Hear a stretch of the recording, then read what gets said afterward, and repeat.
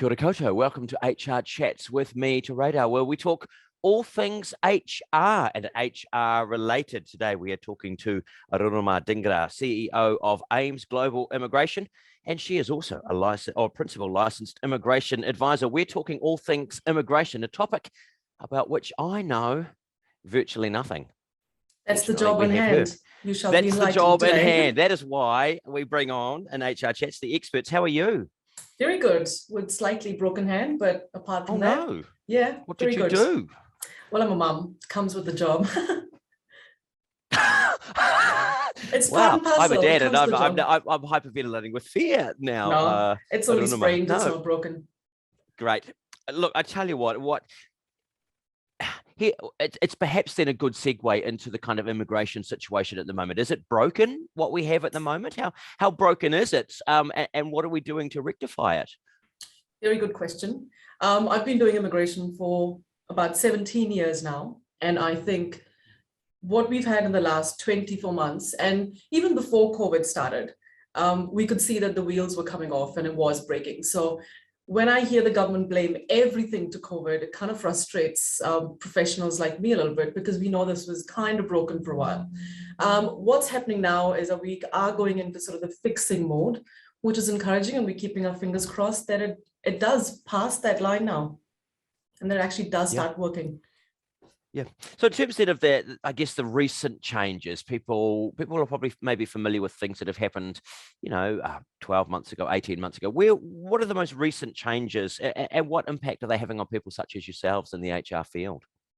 I think if you look at the entire immigration framework, which is within the borders and outside of the borders, everything is changing. So it's not just a part of it that's changing. You look at outside the border, we've had the borders closed, how people come into New Zealand, how employers and HR managers are going to treat immigration. All of that's going to change. And I think we're going to go through some of those changes in due course.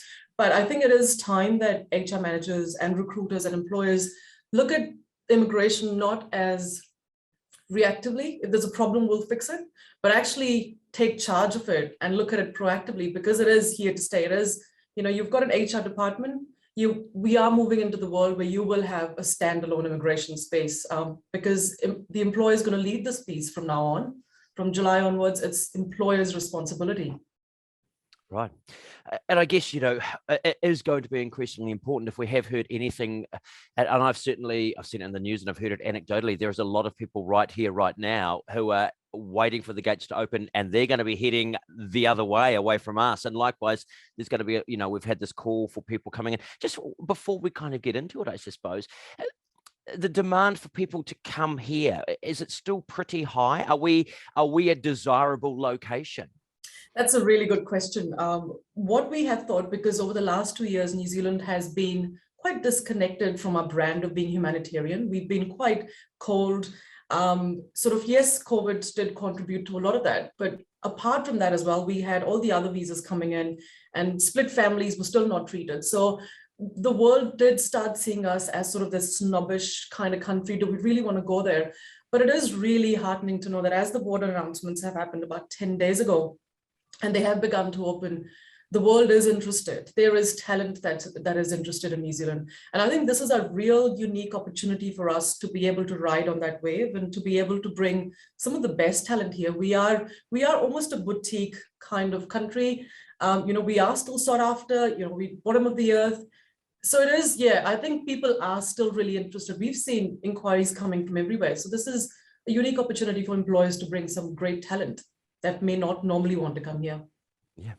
So they're sitting there, the employers, the HR departments, and they're listening to this and thinking, great, this sounds good.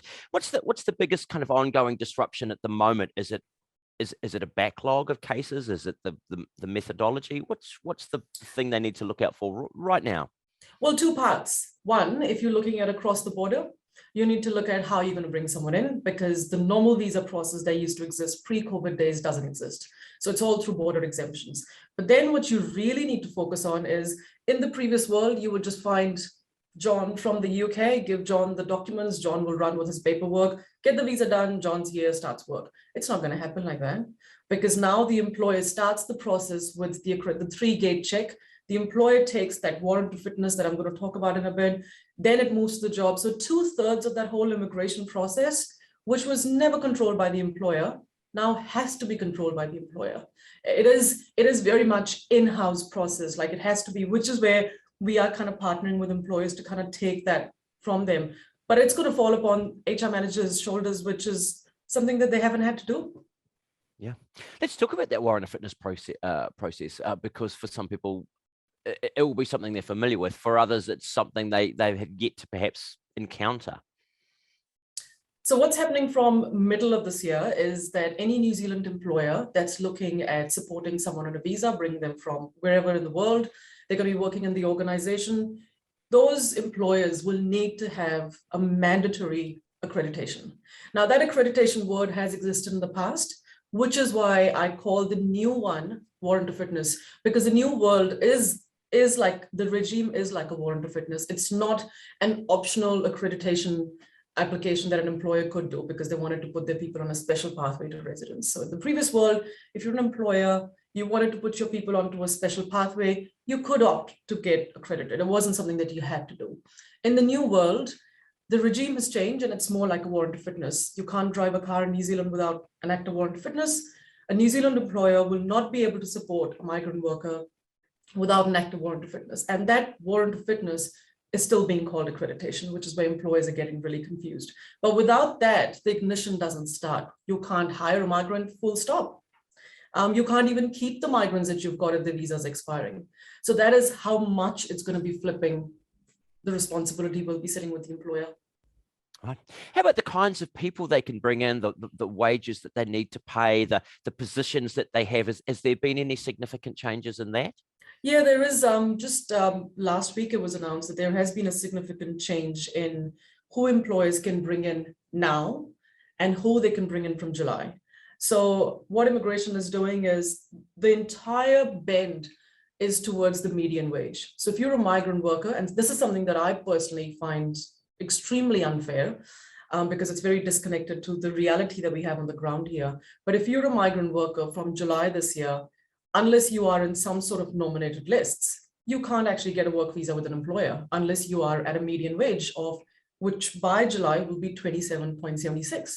Now, you and I both know that at a time where businesses in New Zealand are struggling, the living costs have gone really high, there's recovery mode for most businesses to then bump up the median wage, but then to actually have no option for people working in maybe retail and hospital industries that are paid lower than that, which are migrant dependent industries.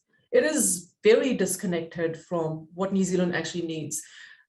There's also, so there is a lot of bend on salaries. That's sort of the factor that the government's using. There's not so much skills and everything else. It's very focused on earnings. Does that answer your question?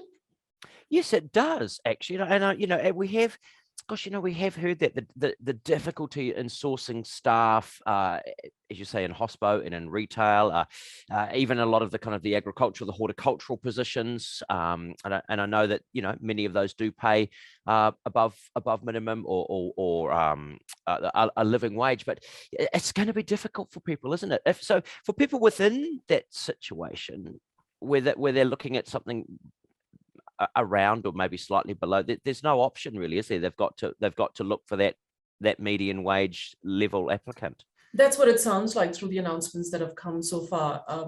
2 years ago, when the cabinet had passed the announcements around this new framework that was going to start in July, the cabinet had said quite clearly that we want to regionalize New Zealand. New Zealand, you can't treat Wanaka the same way or Glenorchy the same way that you would treat someone working in Auckland. It's just, that's not how it works. But just last week, immigration, actually 2 days ago, immigration has just announced that no, we're not ready to look at New Zealand region-wise. So we're just going to go with the one salary. Median wage and higher, advertise for someone. Lower, they remain silent. So I think what is quite frustrating is that, when someone is working in a cafe in Glenorchy where you literally can't find people, you've got no working holidays that have come in the last two years. For a business owner to pay someone at 27.76 for someone who's going to work as a barista, for when they don't even have, tourism to recover the business, is absolutely ridiculous, I think. So yeah, it is frustrating to see some of those policies that are not connected to the real world, but we are hopeful that the government will listen. Any changes then, I suppose, within people coming over for those working holidays? We've seen the real, probably, I mean, it certainly came as a bit of a shock to me how much we were reliant upon people who were coming through on holidays and working through that time here. Any changes within that kind of regime? No, not at this stage. Working holidays could start coming into New Zealand from the 13th of March. So those applications have opened. As far as I know, I haven't heard of humongous numbers being submitted. People are a lot more careful and aware before they just opt to kind of come into New Zealand, because now those pathways to residence are not that seamless. But yeah, so there are no changes for those working holidays. I think what is really important is a big percentage of the working holidays that come into New Zealand that let our businesses survive do decide to stay in New Zealand after. So, they'll taste the market, they'll see how the job is, they might actually want to contribute to those gaps where those skills are. And that's for international students and all the other, workers that were coming in, and then move their path along the residence. And I think because the residence pathways have been so disconnected, there is sort of that question mark amongst people that are coming in as to what's going to happen with them. Is there a future here? Yeah. So you're an employer or an HR person, and you have got spaces for people, and you've got the median wage. You're good with the wage structure. What else do you need to really pay awareness to? Well, you do need to pay, like I said, if you look at it in two parts. First one is people coming into the border now. You don't need to be accredited. You don't need to have the Warrant of Fitness now until July. If you are hiring people from overseas, the border is beginning to open. There are some pathways. They work around the 84,000 threshold, and you can bring people in. So that's the high earners, 1.5 times the median wage. If you get into July and your people are coming after, you do need to get accredited. Otherwise, you cannot support migrant workers, full stop. And I cannot stress this enough, because it has never happened in New Zealand. This is the first time it's happening. So it is a game changer. So employers do need to be aware of that. I think employers do also need to be aware of something else, which I do want to point out. It's slightly technical, but for people that do know, will understand what I'm going to say. So the government announced in November last year that 170,000 something migrants were going to get the one-off resident visa. A lot of your employees will be applying for that one-off resident visa, because a lot of them, open up on the 1st of December and then 1st of March. What is really important for employers to remember is now a lot of those people have just got residence. Whether they're eligible, they haven't really worked for it, but they've got this. It's almost like a lottery. A lot of them will now not be tied into your business. They will become residents. When you have a job market, which is with a pool of candidates is very tight, especially certain sectors like IT, and you have more jobs than people available, and then people no longer need to be with an employer because they're not tied in with an employer. It is other things that an employer needs to do to keep them happy and keep that employee retention going. So the expectation, my prediction is, once people get their residence that they've applied for, a lot of those people will start moving around jobs, changing careers, because they don't have to be in that job any longer to get a residence, and they've got their residence, so they're no longer tied into the employer. So yeah, so I think we will see a little bit of shift on the ground. So there's a need, it's going to be, I guess, a lot of churn. And I think we're going to see that across the entire employment spectrum, aren't we? We've already begun to see that, people suddenly thinking, you know what, I'm going to go and do something else. I'm going to go and work for someone else. I'm going to change that focus that I've got. Recruiting overseas, anything they should be thinking about? Any advice or tips on people looking to actively seek people out and bring them over here?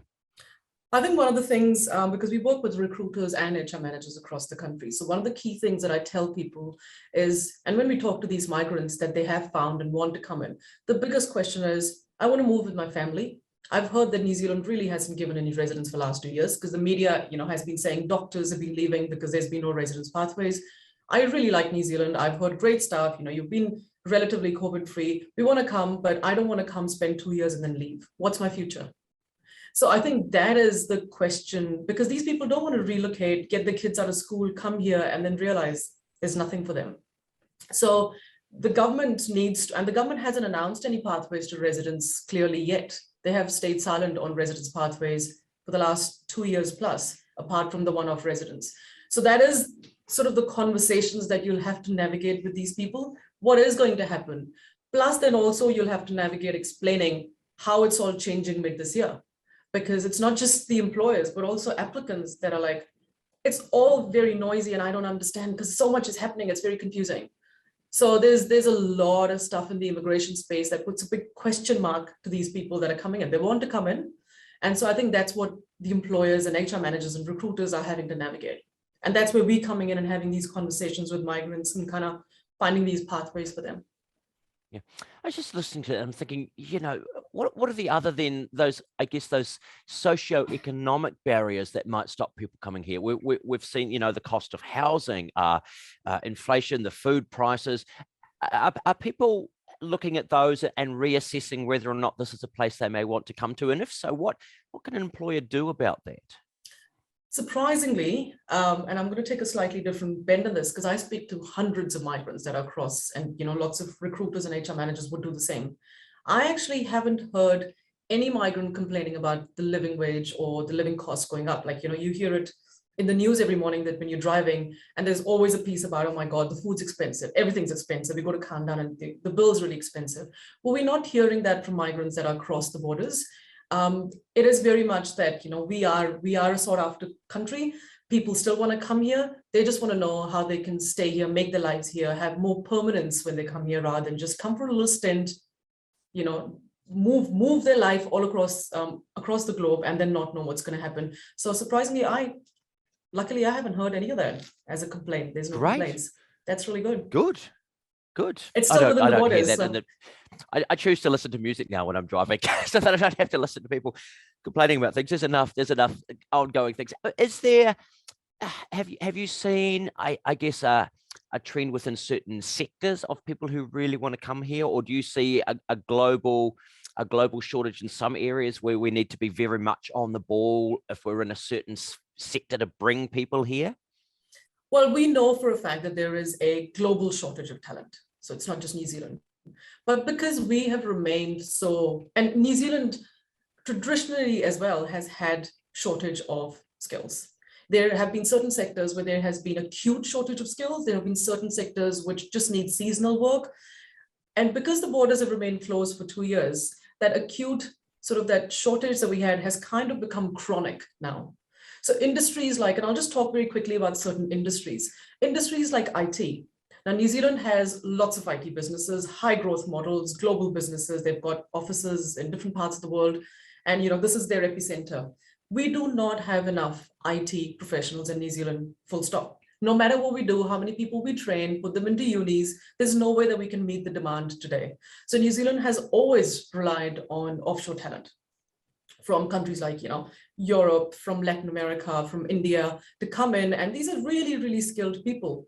What's now happened is because you've got more jobs, the businesses have, they're global and they're still engaging with the rest of the world. There's more jobs than people available. So what we found is you would have a candidate who's working as a software engineer getting multiple offers, and it's a money war, basically.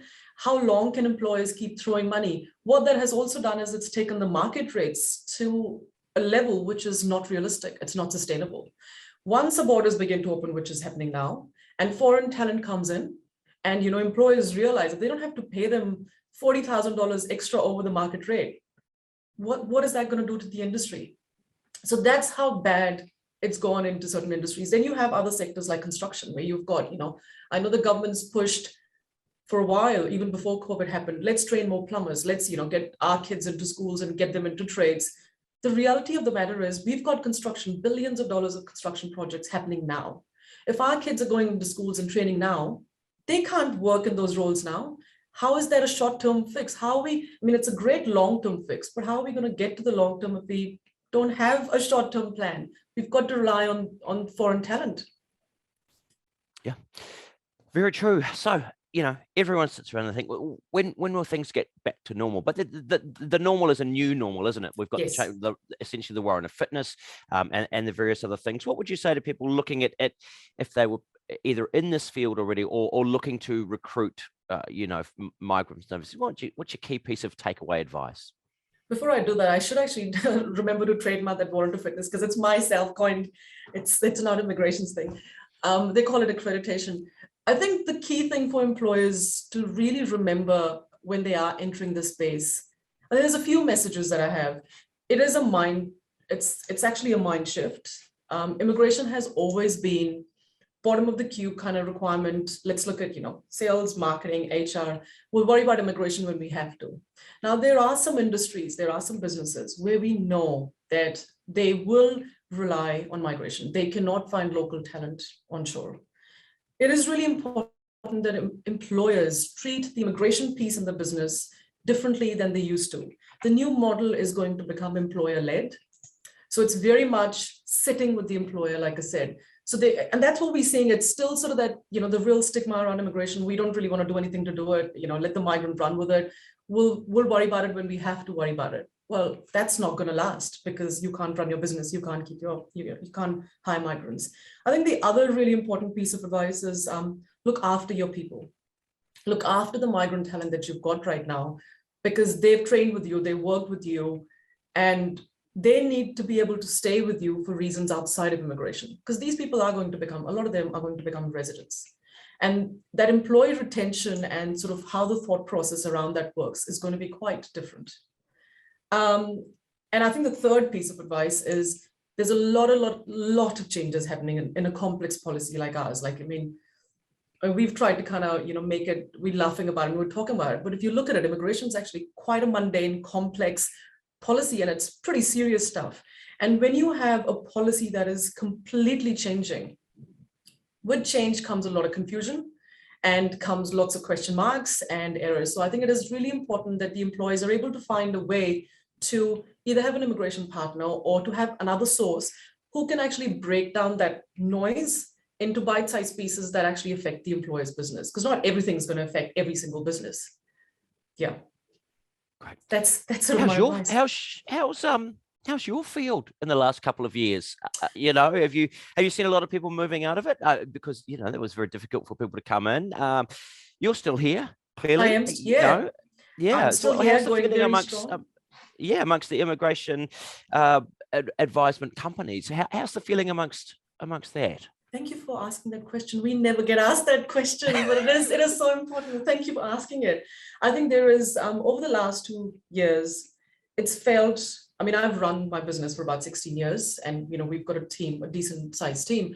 I have never really found that, what I can say hand on my heart, that immigration is going to be one of the hardest industries to run a business in, because you go from a policy that makes 10% cuts and stuff, you don't really have enough work, to, oh my God, within another week, we need 4 more people.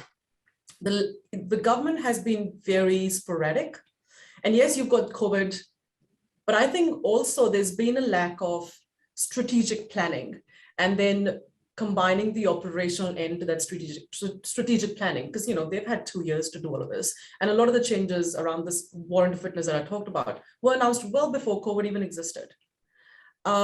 So there's been a lot of frustration amongst the industry. I do know that there's been smaller players, single man bands or slightly smaller teams that just couldn't sustain through all of this. This is happening, and then this is happening, and this is happening, and this is happening. And they've just gone bust. The businesses have gone out. I think the last 2 years have been a true test of resilience. That is the one word that has been the key highlight of the last 2 years. And it's truly tested my resilience. And I thought I was a seasoned entrepreneur, but it's truly tested resilience. But we're fine. We're going strong. We're excited about the future. It's all in the past. That'd be great. It is. And we're constantly changing. Day to day. In fact, during the course of this conversation, something may have changed. Hey, I've got one last question, and I'm not sure whether this is something you deal with as well. I'm about to head down to Hawke's Bay. I know they get a lot of the RSC workers from the Pacific. Any changes there that you are aware of, or that people need to be aware of, in terms of those seasonal workers coming in? So RSC has been a piece that has been ever changing. So it's been evolving with situations. Throughout COVID as well, the majority time of the lockdowns the last 2 years, there have been provisions for people from the Pacific to come in and work in RSC work, in that scheme. RSC employers can still bring people in.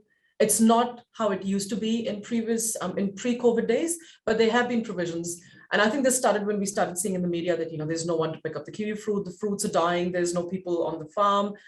So there have been provisions that people can bring seasonal workers to come in for seasonal work. And there's been a special category that has existed all throughout. Great. All right. Hey, brilliant. What a complex and convoluted business it is, having people looking to come to our wonderful country and start a new life and do all those things that we who are here take for granted. Arunima Dhingra from AIMS Global Immigration. She's the CEO and a principal licensed immigration officer. Thank you for your time. Appreciate Thank you it. for I know you're chatting going to to be me. very busy, hopefully, in the very near future. Well, we hope so. We've been busy throughout. People love the diversity and culture in the stunning nation that we are. So that's great. Very much so. Hey, look, if you have any further questions, I'm sure she is more than happy to answer those. Just get in touch. And look, it is one of those things. Get an expert and have a good chat to them. It is worth their time and your money.